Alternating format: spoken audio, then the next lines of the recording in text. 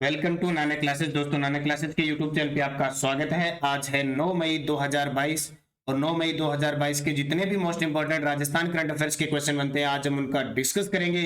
पूरा वीडियो ध्यान से देखना और लास्ट में मैं आपसे क्वेश्चन पूछूंगा जिनके जवाब आपको कमेंट बॉक्स में देने हैं। दोस्तों, वीडियो अच्छा लगे लाइक शेयर जरूर करना। सभी विद्यार्थियों को गुड मॉर्निंग। और आज 9 मई हमारे राजस्थान के ऐतिहासिक महत्व को दर्शाता है।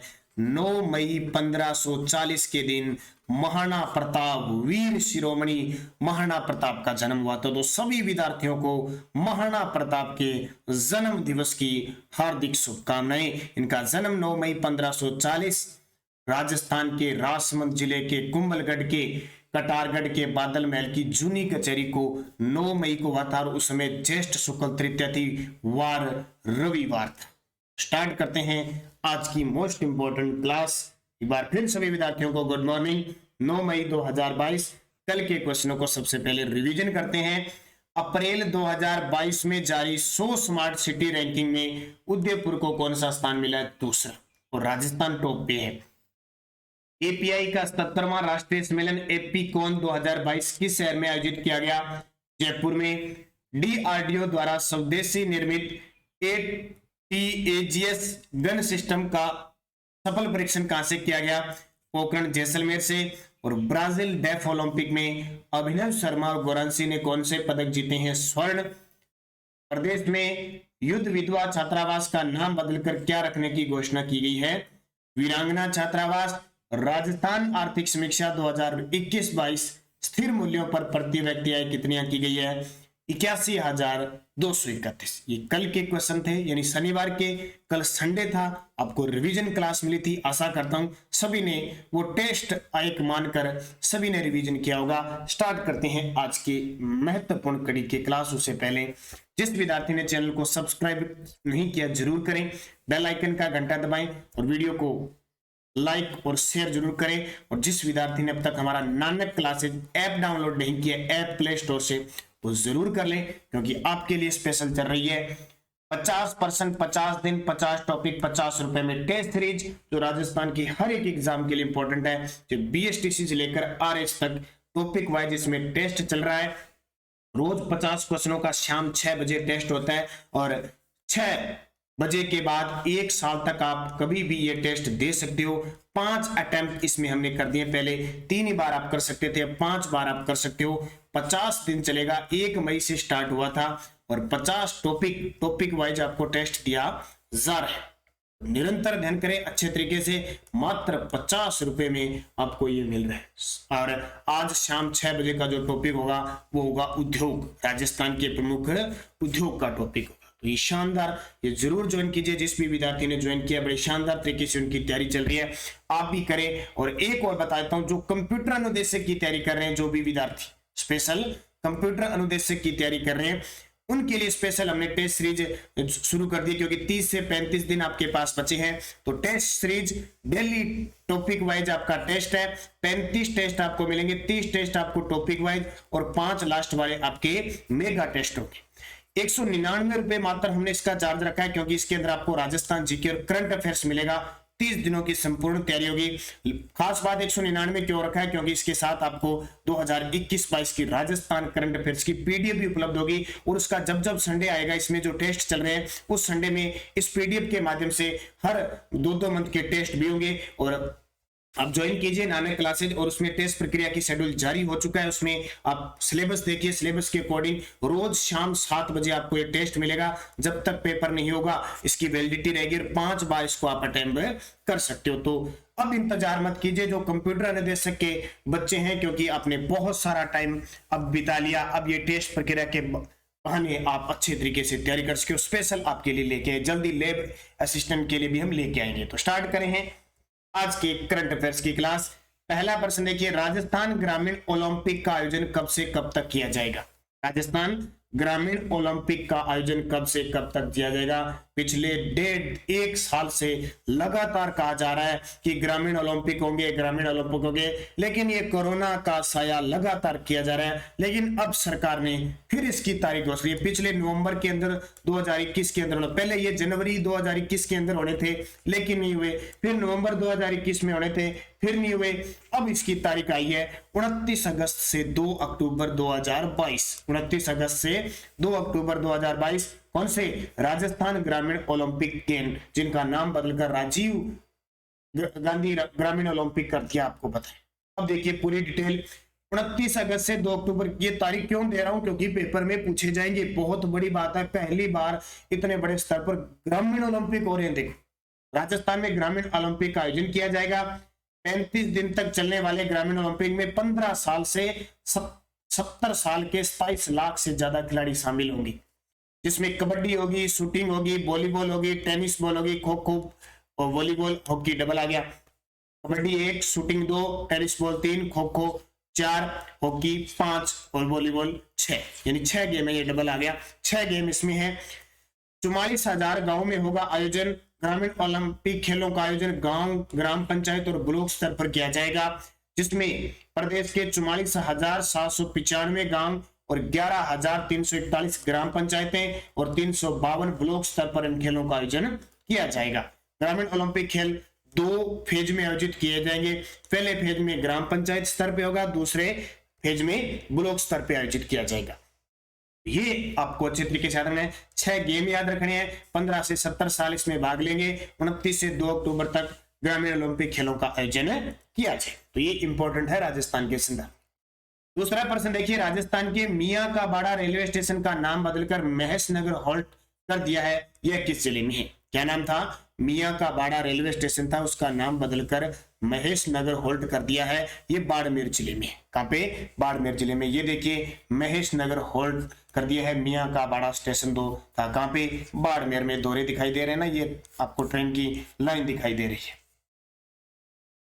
तो देखिए मिस्टेक हो गया। बाड़मेर के अंदर, अब देखिए राजस्थान के बाड़मेर जिले के बालोतरा इलाके में मियां का बाड़ा रेलवे स्टेशन का नाम बदलकर महेशनगर होल्ड कर दिया गया है। आजादी के बाद से ही राजस्थान के लोग मियां का बाड़ा गांव का नाम बदलने की मांग करते आ रहे थे।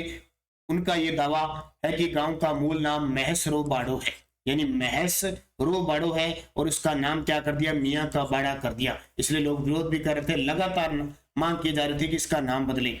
साल 2018 में राजस्थान सरकार ने गांव का नाम मियां का बाड़ा से बदलकर महेशनगर कर दिया, जिसके लिए सरकार को राजस्व रिकॉर्ड में आवश्यक संशोधन करना पड़ा। गांव का नाम बदलने पर स्टेशन का नाम बदलने का प्रस्ताव रेल मंत्रालय को भेजा गया था। यानी पहले गांव का नाम बदला महेशनगर, फिर रेलवे स्टेशन का नाम है बदल दिया। तो आपने देख लिया क्या नाम कर दिया? महेशनगर होल्ट। और किस जिले में है? बाड़मेर जिले। तीसरा प्रश्न देखिए, किस जिले में जुरासिक काल की चट्टानों से जीवाश्मों की खोज हुई है?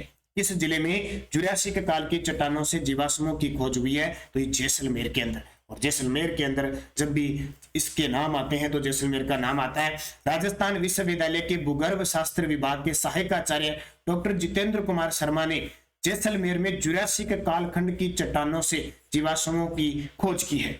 यह भारत में खोजे गए समुद्री केसुरुकी जीवाश्मों में प्राचीनतम, यानी लगभग 170 मिलियन वर्ष का है।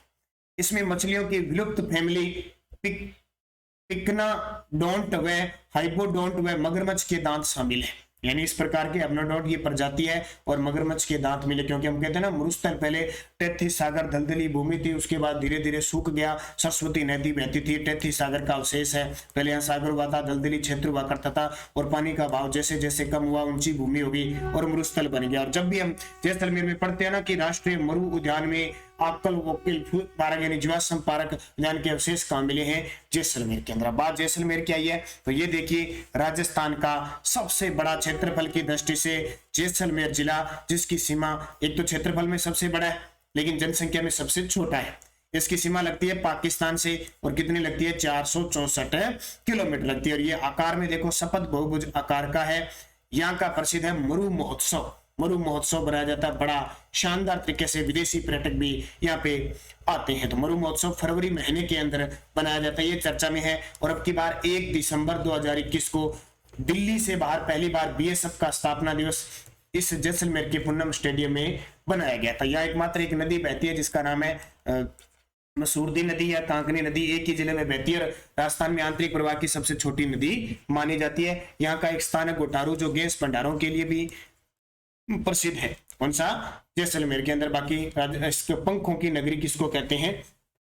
पंखों की नगरी जैसलमेर कहते हैं। पवन ऊर्जा की सबसे बड़ी संभावना जैसलमेर के अंदर है। तो ये चीजें आपको याद रखनी है, इंपॉर्टेंट है, क्वेश्चन यहाँ के बारे में पूछा जाता है। अगला देखिए, राजस्थान राज्य सहकारी विपणन संघ जिसको हम कहते हैं राजफेड के प्रबंध निदेशक नियुक्त किए गए हैं। राजस्थान राज्य सहकारी विपणन संघ राजफेड के प्रबंध निदेशक नियुक्त किए गए हैं उर्मिला राजौरिया को। किसको?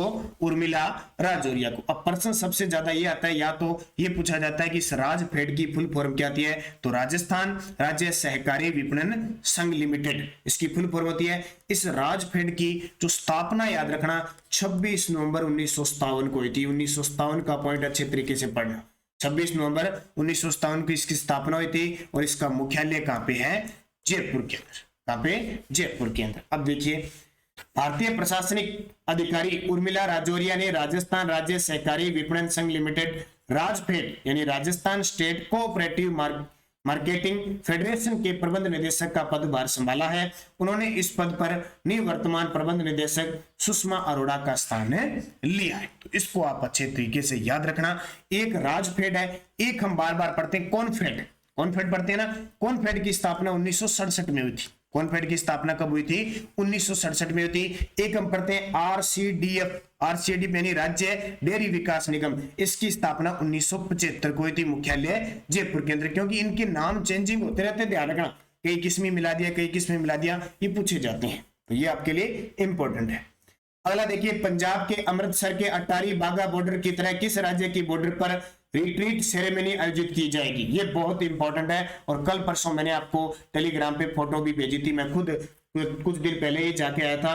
पंजाब के अमृतसर के अटारी बाघा बॉर्डर है, अमृतसर से 30 किलोमीटर, जिसको हम कहते हैं ना बाघा बॉर्डर, या इसका नाम क्या है? अटारी बाघा बॉर्डर। वहां पे क्या रोज शाम को भारत और पाकिस्तान के सैनिकों के बीच परेड देखने को मिलती है। ये बड़ा मुहर्रम दृश्य होता है, स्पेशल बड़ा शानदार दृश्य होता है। मैं खुद देख के आया था, मैंने आपको टेलीग्राम पे। नहीं तो भारत और पाकिस्तान दोनों बीएसएफ के जवानों, इधर भारत के बीएसएफ के जवान, उधर पाकिस्तान के जो रेंजर सैनिक है उनके बीच ये होता है। तो ये अटारी बॉर्डर बाघा बॉर्डर की तरह राज्य की किस राज्य की बॉर्डर पर रिट्रीट सेरेमनी आयोजित की जाएगी? ये अपने राजस्थान के अंदर। यहाँ ऑप्शन आया नहीं, राजस्थान में ऑप्शन लिख देता हूं यहाँ पे, राजस्थान के अंदर ऐसा नाम होगा। तो देखिए, पंजाब के अमृतसर सेक्टर के अटारी बाघा बॉर्डर की तरह पाकिस्तान से लगते राजस्थान बॉर्डर पर भी रिट्रीट सेरेमनी शीघ्र शुरू होगी। अटारी बाघा बॉर्डर की और राजस्थान बॉर्डर की रिट्रीट सेरेमनी में अंतर यह होगा कि राजस्थान बॉर्डर पर इसका आयोजन केवल बीएसएफ की तरफ से किया जाएगा, यानी पाकिस्तान वाले नहीं आएंगे। जबकि बाघा बॉर्डर पर भारत और पाकिस्तान की तरफ से रिट्रीट सेरेमनी आएगी। क्यों नहीं आएंगे? क्योंकि भारत की सीमा, जैसे राजस्थान की सीमा ना 1070 किलोमीटर, तो इसके आसपास कहीं है ही नहीं। जैसे जैसलमेर, बाड़मेर, बीकानेर में तो मरुस्थल है, 50, 60, 70 किलोमीटर तक पाकिस्तान का कोई बंदा नहीं दिखता है, तो इतने मरुस्थल का क्षेत्र वैसे नहीं होगा। तो यहां पे ध्यान रखना, सिर्फ बीएसएफ के जवानों के द्वारा ही अकेले इस परेड का भाग लिया जाएगा, यानी पाकिस्तान के रेंजर है वो भाग नहीं लेंगे। तो ये राजस्थान बॉर्डर पे होगा। अगला देखिए, प्रदेश में नवीन सिल्कोसिस पोर्टल 2022 का शुभारंभ किसके द्वारा किया गया? नवीन सिल्कोसिस पोर्टल 2022 का शुभारंभ किया गया टीकाराम जूली के द्वारा। इसके द्वारा टीकाराम जूली। कौन है टीकाराम जूली? तो ये राजस्थान के मंत्री हैं, सामाजिक न्याय व अधिकारिता मंत्री। तो देखिए, राजस्थान न्यू मोकोनोसियोसिस नीति के अंतर्गत सिल्कोसिस पीड़ितों को प्रदान की जाने वाली आर्थिक सहायता को व्यवस्थित सरलता प्रदान करने हेतु ऑटो अप्रूवल आधारित इस पोर्टल को शुरू किया जाएगा। सामाजिक न्याय व अधिकारिता विभाग के सचिव डॉक्टर सुमित शर्मा ने कहा कि पोर्टल को सर्वप्रथम पायलट स्तर पर श्री गंगानगर, हनुमानगढ़, बीकानेर, चूरू, जैसलमेर, टोंक, डूंगरपुर, बांसवाड़ा, चित्तौड़गढ़ 12 जिलों में प्रारंभ किया जाएगा। तो देखिए, पूरी बूस्टर डोज देख लो, मुख्य बता देता हूं। राजस्थान सिलिकोसिस नीति 2019, एक तो याद रखना क्या है ये सिलिकोसिस बीमारी। खास तौर पर जो खनन करते हैं, पत्थर तोड़ते हैं, पत्थर पीस कर पाउडर बनाते हैं, मिट्टी बनाने या सैंडस्टोन से मूर्ति बनाने जैसे काम में श्रमिकों को होती है ये रोग, यानी फेफड़े का रोग है। कहने का मतलब योजना के अंतर्गत पीड़ितों की स्क्रीनिंग, उपचार और प्रमाणीकरण के साथ उनके आश्रितों को सहायता व पुनर्वास दिया जाता है। और इसमें क्या होता है कि सिलिकोसिस रोग के प्रमाणीकरण पर पुनर्वास के लिए रोगी को 3 लाख रुपए की सहायता दी जाती है। भी पता लग जाता है कि हाँ इसके रोग है ये। मृत्यु के उपरांत अंतिम संस्कार है तो उसे 10,000 रुपए दिए जाते हैं और परिजनों को 2 लाख रुपए दिए जाते हैं। सिलिकोसिस पीड़ित को पेंशन के रूप में 1500 रुपए प्रति माह दिए जाते हैं। मान लो पता लग गया भी सिलिकोसिस से पीड़ित है तो हर माह उसको 1500 रुपए दिए जाएंगे।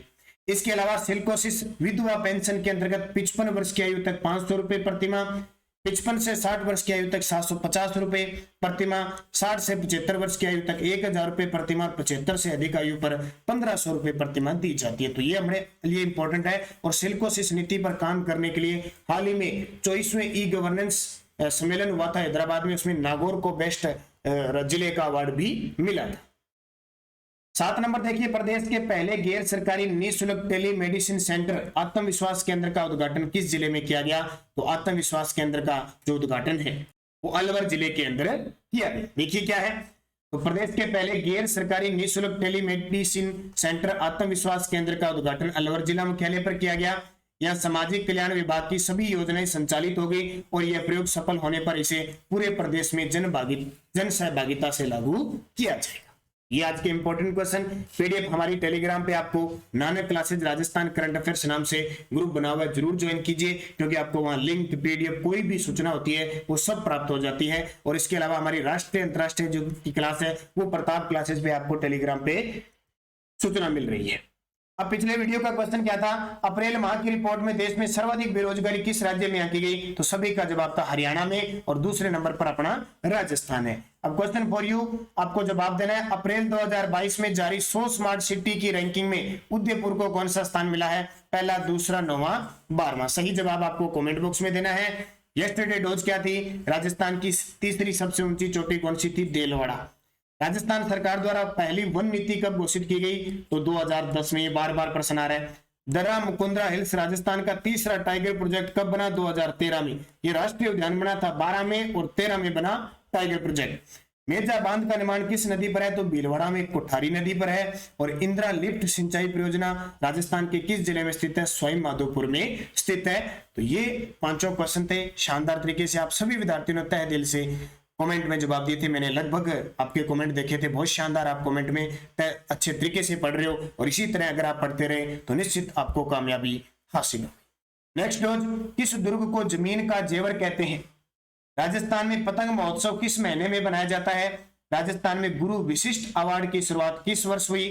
किस नदी को अर्जुन की गंगा कहते हैं। और पश्चिमी सांस्कृतिक कला केंद्र जयपुर के स्थायी अध्यक्ष होते हैं। ये 5 के जवाब आपको देना है। क्यों, ये क्वेश्चन आए हुए हैं पिछले कांस्टेबल के पेपरों में, 5-6 पारियों में पेपर हुए थे ना, उसमें क्वेश्चन आए हुए हैं और आगे भी इस प्रकार के क्वेश्चन पूछे जाएंगे। तो निरंतर अध्ययन कीजिए। शाम 7 बजे ये योजना का वीडियो देखिए, ये अप्रैल महीने का, और ये कल मैंने फरवरी, मार्च और अप्रैल 3 महीनों का राजस्थान करंट अफेयर्स का वीडियो दे दिया। लगभग 1.25 घंटे की क्लास है, इसको देख के जाना पूरे बढ़िया तरीके से, क्योंकि यहाँ पे आपको सीधे सीधे प्रश्न देखने को जरूर मिलेंगे। निरंतर अध्ययन करना बढ़िया तरीके से। धन्यवाद। जय हिंद, जय भारत।